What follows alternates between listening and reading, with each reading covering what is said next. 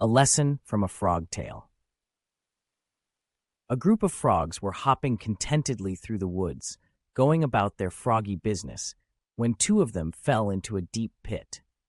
All of the other frogs gathered around the pit to see what could be done to help their companions. When they saw how deep the pit was, the rest of the dismayed group agreed that it was hopeless and told the two frogs in the pit that they should prepare themselves for their fate, because they were as good as dead.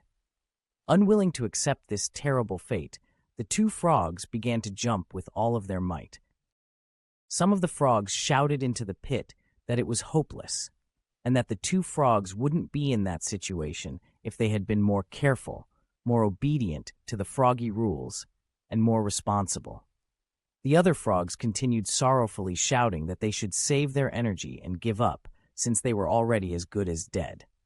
The two frogs continued jumping as hard as they could, and after several hours of desperate effort, were quite weary. Finally, one of the frogs took heed to the calls of his fellows. Spent and disheartened, he quietly resolved himself to his fate, lay down at the bottom of the pit, and died as the others looked on in helpless grief. The other frog continued to jump with every ounce of energy he had, although his body was racked with pain and he was completely exhausted.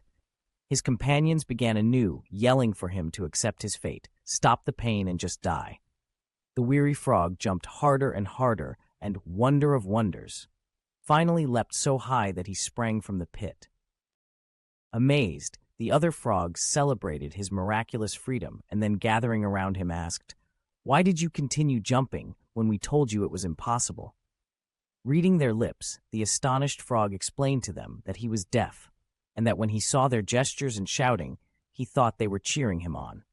What he had perceived as encouragement inspired him to try harder and to succeed against all odds. This simple story contains a powerful lesson. Your encouraging words can lift someone up and help him or her make it through the day.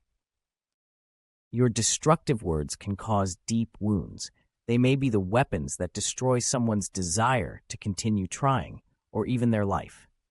Your destructive, careless word can diminish someone in the eyes of others, destroy their influence, and have a lasting impact on the way others respond to them.